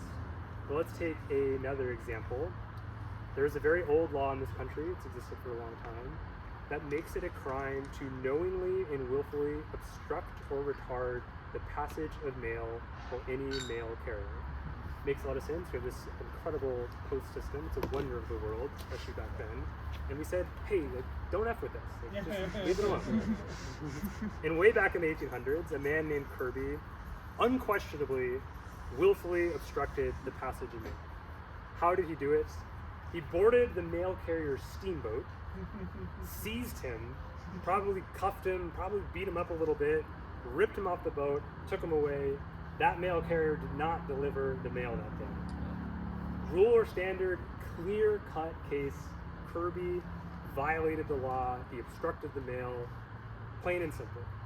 Does anyone know what the problem was? Mail carrier didn't have mail. Good idea. Any others? They knew the mail carrier committed a crime and needed to be arrested. Exactly. What? Kirby was a sheriff and the mail carrier was a murderer. Oh, wow. And Kirby was effecting a bench warrant for the mail carrier's arrest. So what did the Supreme Court do? Well, simplifying a little bit, as I want to do, the Supreme Court held that laws should be construed in a way that is consistent with reason and common sense and should not be interpreted to produce absurd outcomes. There's so many problems in that. Makes a lot of sense, but here's how I like to think of this case. The Supreme Court took a rule, maybe not a bright line rule, but a rule. Anyone who willfully obstructs the mail breaks the law. And they turned it a little more into a standard. And they said anyone who obstructs the mail breaks the law unless it is inconsistent with reason and common sense. In other words, you break the law when you obstruct the mail, except sometimes. So in redesigning the freestyle competitive format, the rules versus standard debate was a common theme. And just as a personal side, I'll say most of my colleagues are always trying to come up with objective rules. And I was always saying, no, it's fine. Like, we live in a country where people go to jail over what's reasonable. We can have some loose standards, it'll be okay. And I'll tell you that in many times we tried to implement a bright line rule, only to find that there were so many edge cases that it was absolutely unworkable. So to give one small example, someone mentioned before about how much time you have. A routine is usually 3 minutes, and it's very important that people stay within 3 minutes, for instance, if we're broadcasting. So we need to have some kind of rule to make sure that teams only play for 3 minutes, which means that we have to have a rule for when a routine begins. So when we first put together the rules, we said, well, we'll keep it really simple. When you throw the disc, that's when the routine starts. What could go wrong? There are so many weird ways that people found to begin routines that left us completely bewildered about when they started. They might start a routine just like this. Okay, when did that start? They might just start doing it on the ground like that. When did you begin? And so we had to abandon that rule, and the current rule of the day is we just tell people, if you're going to start in some weird way, just let us know. We just want to know the details, and we'll try to get it right. Okay, and this leads me to my last topic of the day, but stay where you are, Sam. Oh, nabbit. It's okay. Well, you guys are going to get this one anyways. So it's approximately 200 BC, and you have the good or misfortune of being the emperor of China. And you're looking out on your kingdom, and you have this thought. If everyone just followed the rules, things would be so much better. And so you get this great idea. Say, what if we made a violation of every rule punishable by death? Which seems like such a great idea, because so few people are going to break the law if they know the punishment is death. And if you do break the law, we're getting rid of you. We will kill you, and you're out. So what could go wrong here? Well, a couple of officers, they're ordered to take their troops to the northern frontier to fight some nomadic rovers. And they're ordered to get there on Friday. But there's a problem. It's raining and they're running late. And what is the punishment in my empire for running late despite your orders? Death. So do you think the officers stoically marched into camp and accepted their fate of ultimate death? No, they rebelled. And that was the first domino to fall and the end of the Qin dynasty. Which leads me to my last principle of rule making, and now Sam's gone. I'm just going to skip to it. My last proposition today is that rules affect behavior, sometimes in ways we expect, and sometimes in ways we don't expect. And this turned out to be one of the most important discoveries we had in our freestyle modernization, and one that I knew would happen based on years of studying law, where this kind of thing goes wrong all the time. So here's one of the ways it played out in freestyle. So when our freestyle forebears were coming up with the first competitive system, they looked out at the world and they said, you know, the best freestylers really execute well. They catch the disc a lot. We value catching, we talked about that before. Let's make execution a really important category in the judging system. But what do you think happens when you make execution a very important category in freestyle? I heard that. What was it? Risk averse. Risk adverse. People didn't do anything exciting and practically nothing at all. When you watch Simone Biles at the Olympics, the gymnast, do you want to see her best move or do you want to see her safest move? Probably her best moves. But this is the world of freestyle in that system. You go out and you just do this as long as you could. That isn't that easy, but any freestyler who's played for more than 2 days could sit here and do this for 3 minutes, and they would have a perfect execution score, and they would probably win. So that's a problem, but it's not just a problem of preference. It's not just, well, these routines are too boring, I would like something more exciting. There's actually a more fundamental problem, and there's this thing called Goodhart's Law. Does anyone know what Goodhart's Law is? Goodhart's Law states that when a measure becomes a target, it ceases to be a good measure. So let me give you a good example from the real world. Let's say you're trying to evaluate the best hospitals because you have some kind of performance-based compensation that you pay them. and you look at what makes hospitals the best, and you say, you know, the best hospitals, when people get treated there, they don't have to come back. So let's pay hospitals more if they don't have any readmissions within 30 days. Makes a lot of sense. The patient goes, they gets treated, they're treated so well, they don't need to come back in 30 days. So we'll give people more money if they're able to reduce their readmissions. What do you think the consequence of implementing a rule like that is? Terrible follow-up. People stop readmitting you to the hospital, even though you're like, doctor, you gave me heart surgery. I woke up this morning, my heart was bleeding. They're like, there's an urgent care down the street. Really, can you wait 30 days after the metric's over? Because we really don't want to see you. And it has no meaning anymore what your readmission rate is, because it's all baloney. Your act of excluding these people just to get the metric is actually making you a worse hospital, not a better hospital. So for us, this is what happened with execution. Execution was no longer a good measure of what made someone the best freestyler. Any freestyler could find a way to execute very highly, even if they weren't necessarily particularly good. So what did we do when we came into the judging committee? We slashed execution, we upped the values of everything else. We added a multiplier that specifically targeted the hardest types of moves. Problem solved, right? How do you think that works? Probably not. In what way? There might be some like gray area or caveats or something. I'll put it this way, it is chaos out there.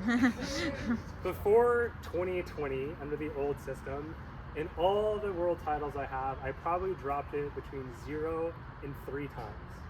Since that time in all my world titles, I probably dropped it between 5 and 12 times. Is that better? Depends on your perspective. I might say Depends on your values. It depends on your values. Some might say yes, some might say no. But I say we make rules to respond to the world, but the world will respond back at you. So that's mostly all I have today. There's so many more things like this that I would have loved to present it on if I had, you know, a semester with y'all. So if you have anything, questions, situations you're facing, I'll do questions, but Sam made me promise. He said, yeah, give me your TED Talk conclusion. I was a lawyer, I have a firm belief, no conclusions. If I wanted to say it, I already said it. I don't need a conclusion. But Sam made me, so this is the best I could do. I'm not saying it's great, but this is the best I could do. So the world is a complicated place. We make rules to understand, organize, and influence the world.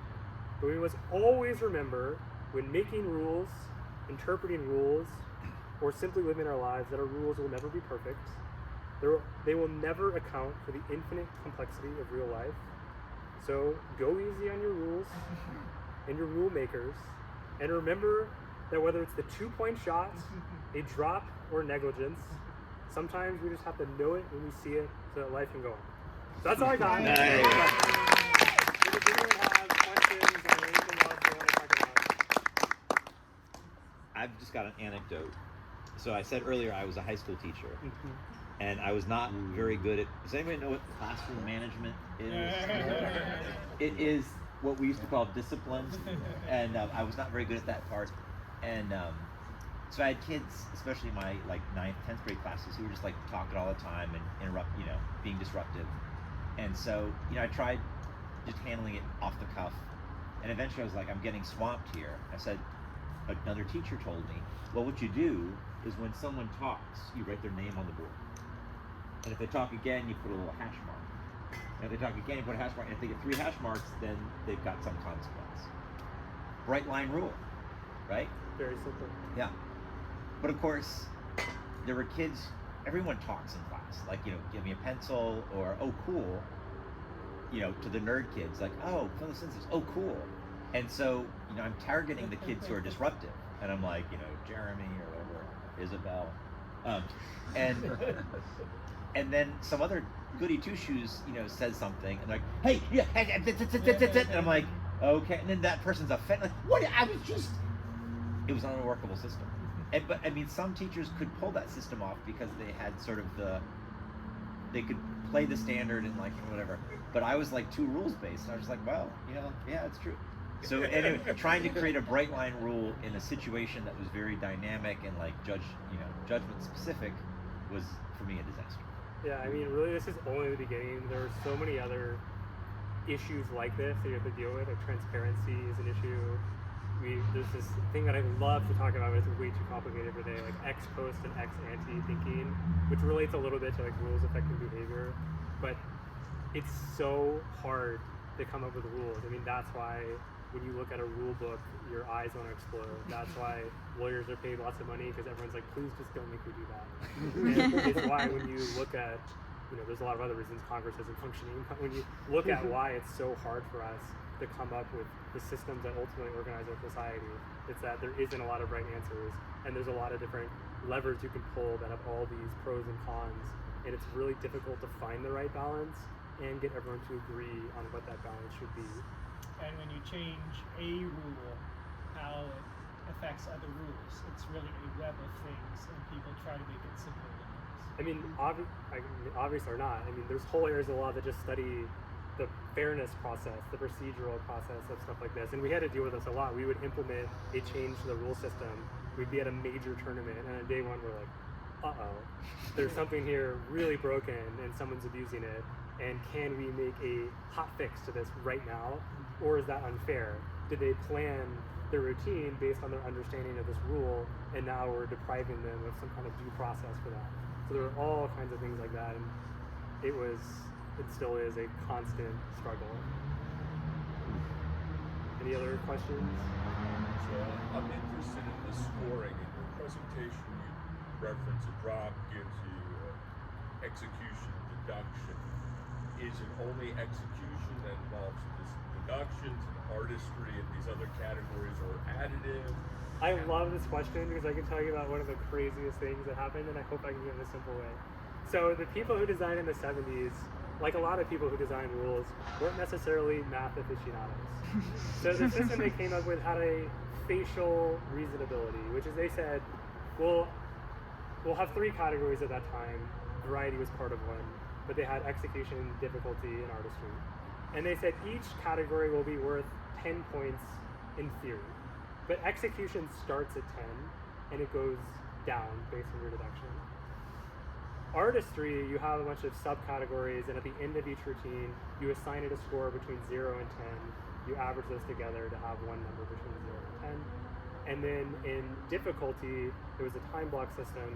You watch 15 seconds, well, you watch the routine, and every 15 seconds you put in a score between 0 and 10, and then you average all those scores together, and a final score between 0 and 10. And they thought that they were making all the categories equally weighted. Why? I don't know, but they thought that was a good idea. But in reality, mathematically, they were far from equal, and here's why. The only thing that matters in terms of balancing the different categories is the spread within each category. So in reality, execution scores varied from 2 to 10. So that had an 8-point spread in execution. Difficulty, they averaged all these scores within the round. What happens when you average scores? They converge on the middle. So the best team would have a 6, and the worst team would have a 5.5. I mean, that's like really how it was. So it'd be a 0.5 spread in difficulty, and AI artistry was a little bit in between because it was less of an averaging. It didn't have quite the same problem as difficulty, but it might be a 3-point spread. So like mathematically, execution was 16 times more than difficulty and way more than artistry, and so it actually didn't work out at all to be the balance that they had intended. And it was very difficult to redesign the system to try to rebalance it, because there is a lot of logic to how they designed the math part of each category. It's not clear internally within each category. It makes sense. It's not clear that in difficulty you could start with a 10 and break it down. Like they're all going to have different math formulas to get to their subtotals. So then you have to find a way so that the math works out, so the spread is however you want it. We also have a practical problem, which is there's no theoretical balance. You can't be like, it's 30-30-30. It depends on what happens in the real world. The teams might be very close in difficulty, so it might be appropriate for them to have a small spread, and there might be very fallout in execution. So at the end of every round, when we were kind of implementing it and everyone's complaining, everyone's always like, well, what's the balance? And I would say, well, it depends on the round. Ask me about a round, and I can calculate the math. to show you how much each category weighed, but I can't give you some theoretical number. And it was only through trial and error that we could say, on average, based on how teams usually perform, execution is 20, dip is 30, etc., etc. So that's sort of how that worked out. One other small anecdote, I know we've gone so long. There was a time before my time where they realized the problem with difficulty and they tried to correct it by just like adding a certain number to each score. But the problem is they didn't change the spread. So it's like, okay, like the difficulty is now 15 instead of 10, but like ultimately we didn't change anything about the balancing problem. So it's like very amusing. But I will say, like, these are international panels, like not everyone speaks English. I'm the only lawyer, there's like one programmer. There are times I'm sitting like, all right, like I have a spreadsheet out, and I'm like, this is math, I'm really sorry. I walk you through this. I wrote like a 40-page like mathematical proof of the principles of category weighting, and like every day someone asks me about it, I just send them this thing, you can read this and understand it, then you're good. Any other questions? Okay. Thank you, James. That was great. Yeah, so from now on with Chautauquas, there are going to be deductions if you go over 15 minutes. No. It is great that people talk about their things and they are always passionate about it, and they take all of us to like deeper depths than we would get to otherwise. And so thank you all for hanging in there.